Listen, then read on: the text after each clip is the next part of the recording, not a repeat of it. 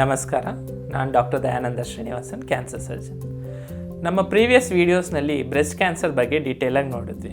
So ನಾವು next few ವೀಡಿಯೋಸ್ನಲ್ಲಿ head and neck cancer, ಅದಾವುದು ತಲೆ ಮತ್ತು ಕುತ್ತಿಗೆಯ ಕ್ಯಾನ್ಸರ್ಸ್ ಬಗ್ಗೆ ಡೀಟೇಲಾಗಿ ನೋಡೋಣ.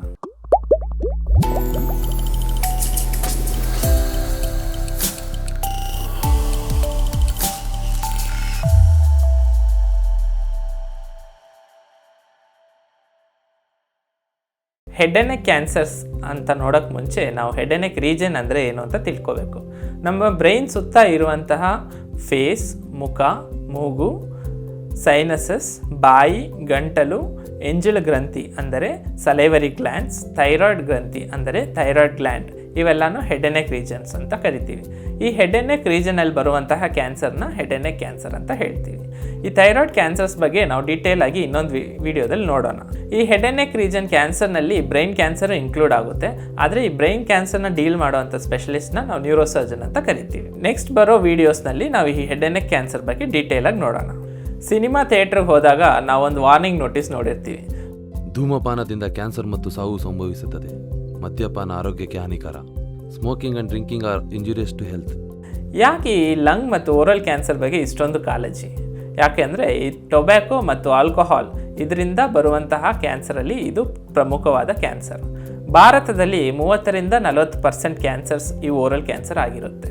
ಅದರಲ್ಲೂ 60-80% ಕ್ಯಾನ್ಸರ್ಸ್ ಪೇಷಂಟ್ ನಮ್ಮ ಹತ್ರ ಬರುವಾಗಲೇ ಅಡ್ವಾನ್ಸ್ ಸ್ಟೇಜಲ್ಲಿ ಬರ್ತಾರೆ. ಹೆಡ್ ಆ್ಯಂಡ್ ನೆಕ್ ಕ್ಯಾನ್ಸರ್ಸಲ್ಲಿ ಮೋಸ್ಟ್ ಕಾಮನ್ ಆಗಿ ಬರುವಂತಹ ಕ್ಯಾನ್ಸರ್ಸ್ ಓರಲ್ ಕ್ಯಾನ್ಸರ್ಸ್. ಈ ಓರಲ್ ಕ್ಯಾನ್ಸರ್ಸ್ನಲ್ಲಿ ಏನೇನು ಬರುತ್ತೆ ಅಂದರೆ ಬಾಯಿಯ ಒಳಭಾಗ ಅಂದರೆ ಬಕಲ್ ಮ್ಯೂಕೋಸಾ ಅಂತ ಏನು ಕರಿತೀವಿ, ಅದರ ಜೊತೆಗೆ ನಾಲಗೆ, ದವಡೆ, ಗಂಟಲು, ಇದೆಲ್ಲನೂ ಓರಲ್ ಕ್ಯಾನ್ಸರ್ಸ್ ಅಂತ ಹೇಳ್ತೀವಿ.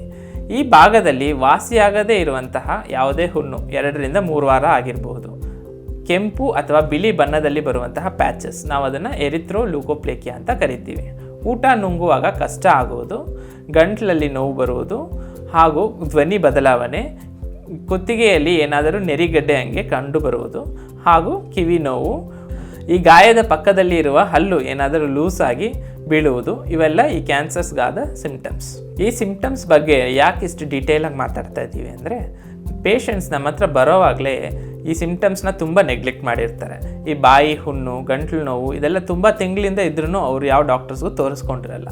ಕೆಲವೊಮ್ಮೆ ಏನು ಮಾಡಿರ್ತಾರೆ, ಈ ಗಾಯದ ಪಕ್ಕದಲ್ಲಿರುವ ಹಲ್ಲು ಲೂಸ್ ಆಗಿರುವಾಗ ಯಾವುದಾದ್ರೂ ಡೆಂಟಿಸ್ಟ್ ಹತ್ರ ಹೋಗಿ ತುಂಬ ಕಂಪೆಲ್ ಮಾಡಿ ಆ ಹಲ್ಲನ್ನು ಕೀಳಿಸ್ತಾರೆ.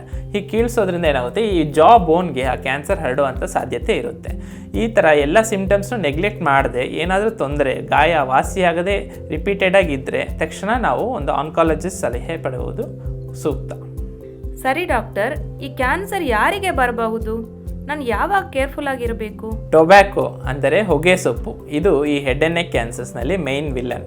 ಹೊಗೆ ಸೊಪ್ಪು ಯಾವುದೇ ಫಾರ್ಮಲ್ಲಿ ಯೂಸ್ ಮಾಡಿದ್ರೆ ಅಂದರೆ ಸಿಗರೇಟ್, ಬೀಡಿ, ಹೊಗೆ ಸೊಪ್ಪು ಅಗಿಯೋದು, ಗುಟ್ಕಾ, ಜರ್ದ, ಅದರ ಜೊತೆಗೆ ಮದ್ಯಪಾನ ಅಂದರೆ ಆಲ್ಕೋಹಾಲ್, ಇವೆಲ್ಲ ಹೆಡ್ ಆ್ಯಂಡ್ ನೆಕ್ ಕ್ಯಾನ್ಸರ್ಸ್ಗೆ ಮೇನ್ ರಿಸ್ಕ್ ಫ್ಯಾಕ್ಟರ್ಸ್ ಆಗಿರುತ್ತೆ. ಇದ್ರ ಜೊತೆಗೆ ಕೆಲವು ಇನ್ಫೆಕ್ಷನ್ಸ್, EBV, HPV ಅಂತ ಹೇಳ್ತೀವಿ, ಇದರಿಂದ ನಮಗೆ ಗಂಟಲು ಕ್ಯಾನ್ಸರ್ ಬರಬಹುದು. ಕೆಲವೊಮ್ಮೆ ಯಾವುದೇ ಅಭ್ಯಾಸ ಇಲ್ಲದೇ ಇದ್ದರೂ ಕೆಲವು ಶಾರ್ಪ್ ಟೂತ್ಸ್ ಪದೇ ಪದೇ ಆ ಜಾಗದಲ್ಲಿ ಗಾಯ ಮಾಡಿ ಆ ಗಾಯ ಕ್ಯಾನ್ಸರ್ ಆಗಿ ಪರಿವರ್ತನೆ ಆಗೋ ಚಾನ್ಸಸ್ ಇರುತ್ತೆ. ಈ ಎಲ್ಲ ರಿಸ್ಕ್ ಫ್ಯಾಕ್ಟರ್ಸ್ ಕ್ಯಾನ್ಸರ್ ಕಾಸ್ ಮಾಡೋದ್ರ ಜೊತೆಗೆ ಈ ಕ್ಯಾನ್ಸರ್ಗೆ ನಾವು ಟ್ರೀಟ್ಮೆಂಟ್ ಕೊಡುವಾಗ ಆ ಟ್ರೀಟ್ಮೆಂಟ್ನ ಔಟ್ಕಮ್ನು ಕಡಿಮೆ ಮಾಡುತ್ತೆ. ಸೊ ಎಲ್ಲ ಪೇಷಂಟ್ಸ್ ಈ ಯಾವುದೇ ಅಭ್ಯಾಸ ಇದ್ದರೆ ಟ್ರೀಟ್ಮೆಂಟ್ ಶುರು ಮಾಡುವಾಗಲೇ ಆ ಅಭ್ಯಾಸವನ್ನು ಕಂಪಲ್ಸರಿ ನಿಲ್ಲಿಸಬೇಕು.